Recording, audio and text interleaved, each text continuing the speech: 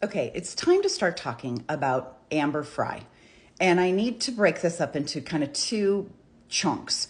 So the first set of videos is going to be about how they met and when they met, and then kind of all the way up to December 30th when Amber went to the police and said that she had been Scott's girlfriend. So that's going to be the time frame that we're going to talk about on this call. Then we'll do other videos where we talk about like the phone calls and the recordings, because that's when she started recording him, and then kind of up through her testimony. Okay, so there's a lot, and bear with me.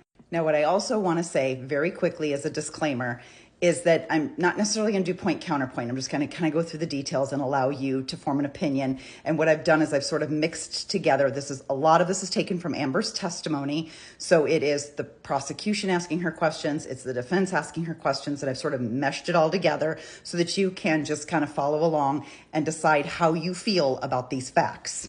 Let's make one thing abundantly clear. We do not shame people for their sexual activities. So we're talking about two people who are adults and they're both consenting, and what they chose to do was their business. So we'll discuss it, but please, I'm going to ask you to please be polite when we're discussing it. The other thing too is that none of us are to judge how quickly people fall for each other. So even though I am not a love at first sight person, there are apparently people who are. And people fall in love at different paces, and they trust each other at different rates. So again, nothing but the facts. Here we go. There are going to be also some other names I mentioned, and these are things pulled from their testimonies as well. So let's start first on October 24th, 2002. Scott is at a convention in Anaheim. He meets a woman named Shawn Sibley. Now, she is Amber's best friend, and bear with me because I'm looking at notes, so if that's why I look away, that's what I'm doing. She's Amber's best friend, and they are both kind of these B2B salespeople. They're at this conference. They meet each other, and they go out as a group of friends. There's 4 people total that go out to the dinner. The 2 other witnesses later testify that Scott and Shawn are having conversations that one man deemed inappropriate because they were talking about, like, what's your favorite sexual position and those kinds of things. So this is Scott and Shawn. Shawn has a fiance. She says that multiple times. I think Scott's probably testing the water with her. According to testimony, he's like, but is it serious? Have you guys set a date? So to the others, it appears, and to even Shawn, he's testing the waters to see if she is loyal. Scott gave the impression that he was single. In fact, he was asking Shawn how he could get more dates. Like, what does he have to put on his name tag? She said, maybe you should put the words, I'm rich. And he said, maybe I should put the words, horny bastard. So this is what they're talking about. At one point, the conversation shifts. She says, my fiance is my soulmate. And this is important. I'm going to read it directly from Shawn's testimony. And Scott's response was, at one point in his life, he had found a woman that he thought was his soulmate. Then he lost her. So Scott is already speaking about losing his soulmate to Shawn on October 24th. One of the men ends up leaving the dinner early. Another man, a guy named Eric, he's actually Scott's employee. And at one point, I guess he's not comfortable with the conversation. He gets up to go to the bathroom. Shawn testifies that he never comes back.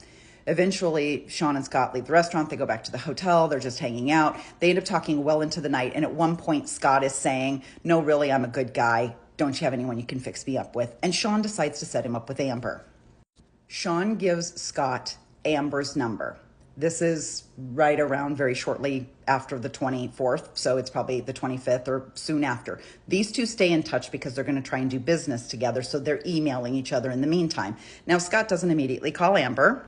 In fact, there were emails put into evidence that Shawn kept asking him, like, why haven't you called my friend Amber? Why haven't you called her? And then to the point where she's like, are you a chicken shit? Are you a chicken shit? Kind of goading him to call Amber.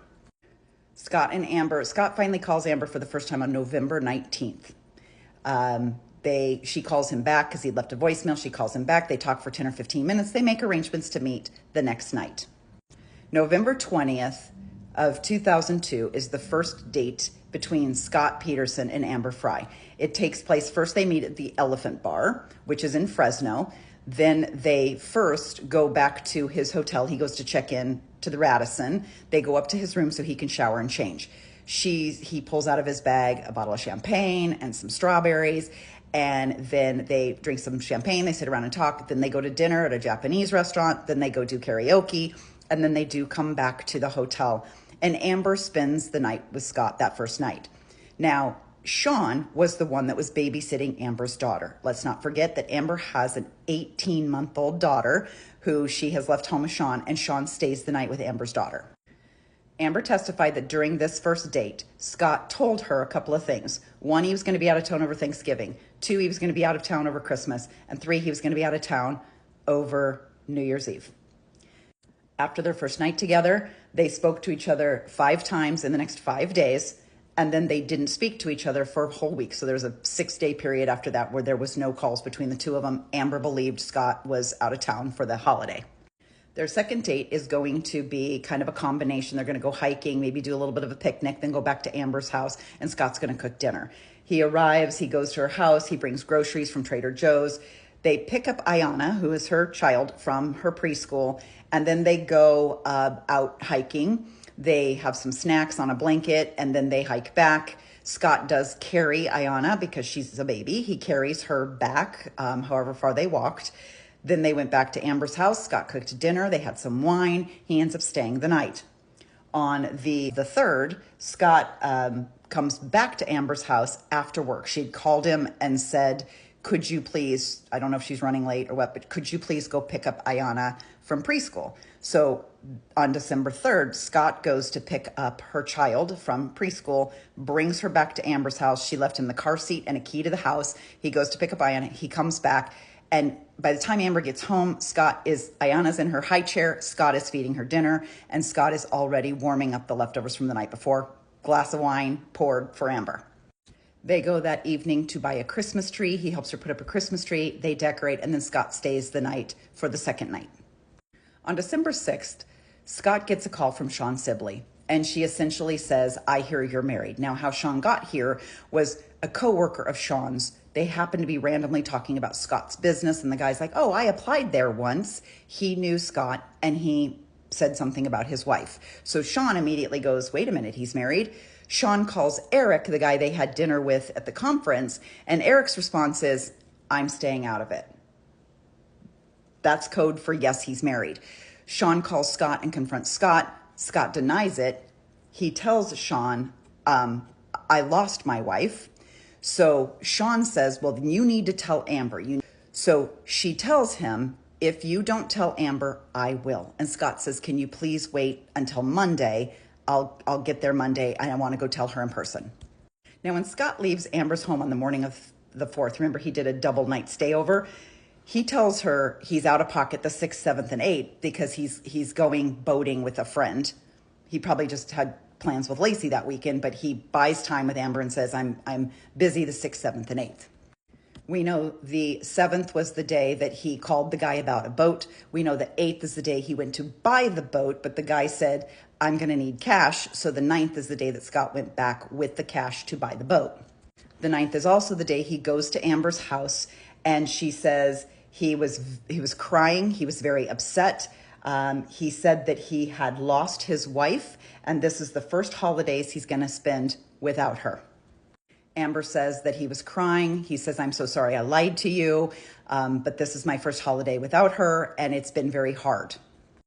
So this was all taking place Monday the 9th. So this confession from Scott to Amber, and he doesn't stay there. He goes, he has this conversation with her, he confesses, and then he leaves to go home.